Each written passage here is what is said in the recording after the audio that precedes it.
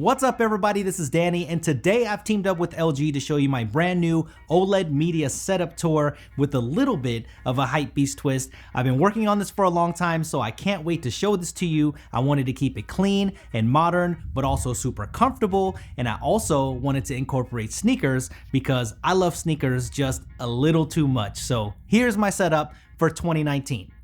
The heart of the setup is the 65-inch LG C9 OLED TV. This has to be one of the thinnest TVs I have ever owned. The bottom has all of the components and the speakers built in, but the panel itself is even thinner than my iPhone, which is insane. The LG C9 comes with a nice low profile metal stand, and while I think the built-in speakers are great already, I wanted to take my audio to the next level, giving it that theater feel in here, so I went with the LG SL10YG soundbar. It comes with this wireless subwoofer to give me that bass I need, and the soundbar has two up-firing speakers to fill the room with multi-directional sound with DTS:X and Dolby Atmos support. It's really easy to set up. You can go fully wireless with these if you want, which I think is nice. You don't need a cable at all. Bluetooth connection is a breeze and sounds great, but you can go optical or audio return channel via HDMI if you want as well, so you have options.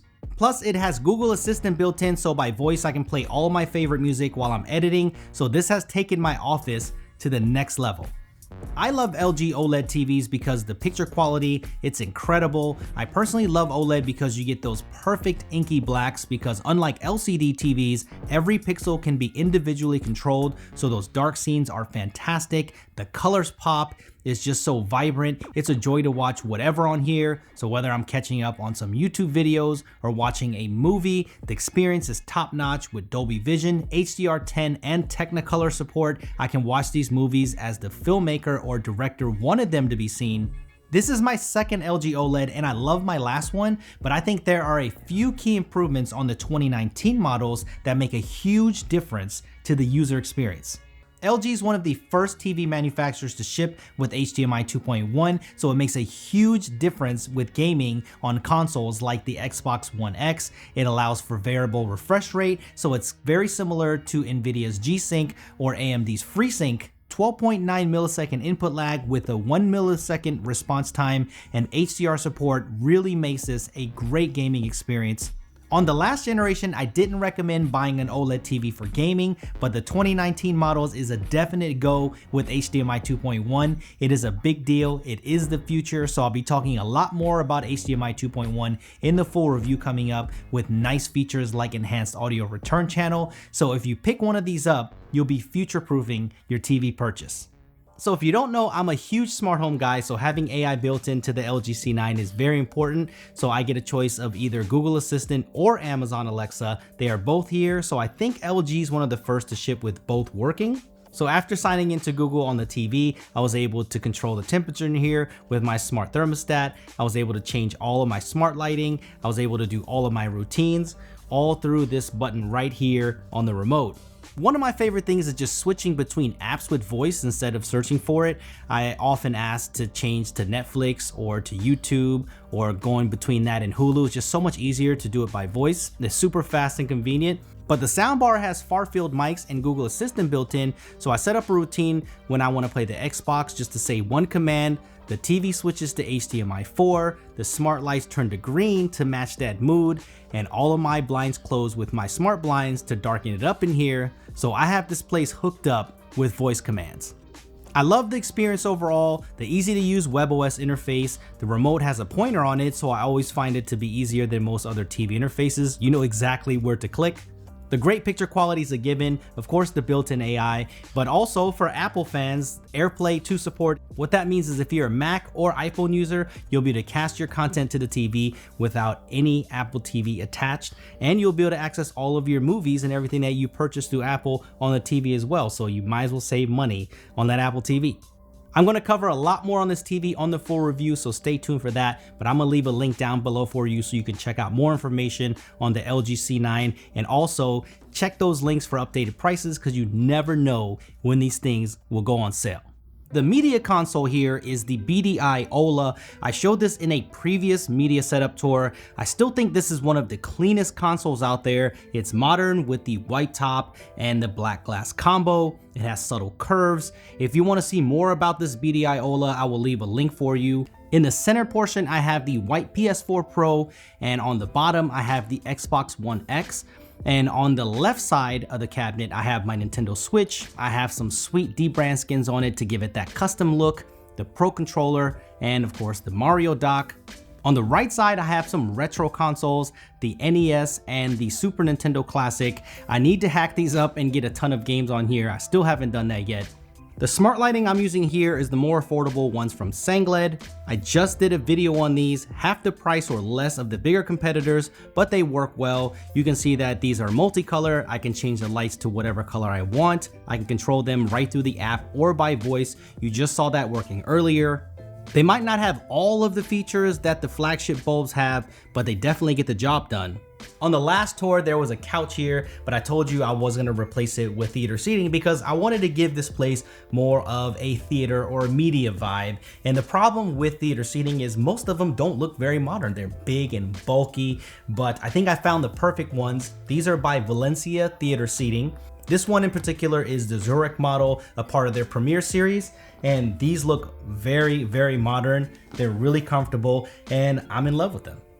I love the slim profile. They have really nice blue illuminated cup holders and kick plates, which I think is a nice touch. And all of the control buttons here are along the side with the USB port, which is clutch because sometimes you'll want to be able to charge your phone while you're watching a movie.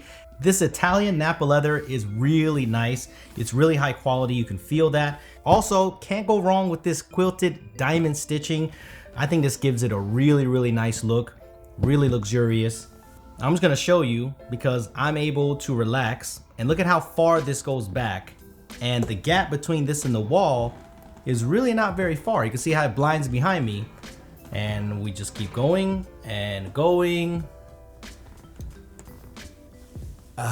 Okay, we're gonna have to continue this later. And I also like the fact that you can move the headrest.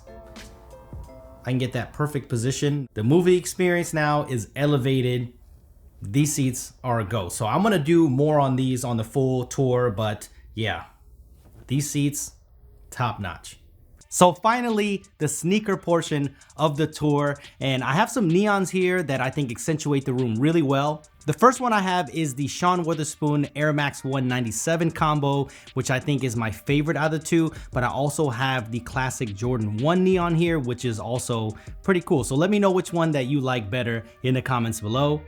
This is probably only about 10%, maybe even less than that of my sneaker collection. I know it's a little crazy, but I have pretty much a little off-white wall right here.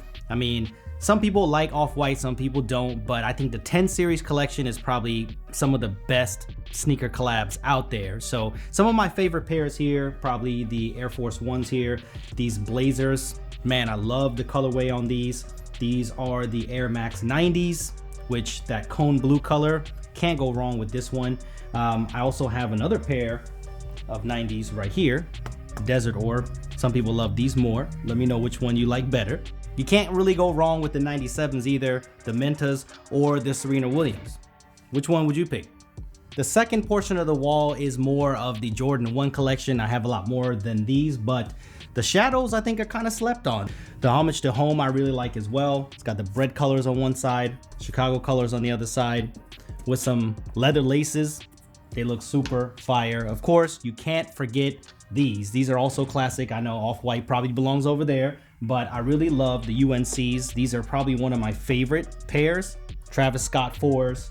And then I have these right here, Justin Timberlake 3s, which are really nice. Tinker combo. One of the coolest in the collection for sure. Spider-Man's, Breads.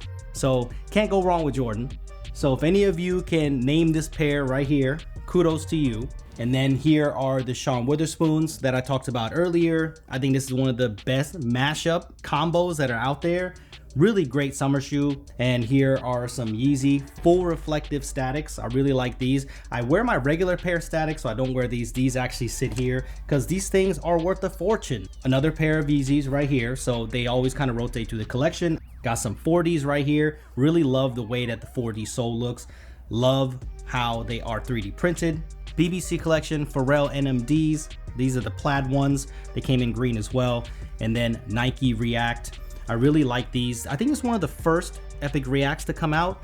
My wife calls them the rat shoes, but I think these are one of the best colorways to come out. So let me know what you think. What are your favorite pairs here? So what do you think? I think it came out really, really good. And there's a lot more happening on this side and also downstairs. So in the full tour, you'll get the full picture and maybe some changes will happen also by then. But I'm really loving this space. So I think it's also maybe time for a full shoe collection tour. So I'm going to let you guys judge. Let me know in the comments if you're ready for that and I will make it happen. So thumbs up if you enjoyed this. Subscribe for more content like this and I will see you in the next one.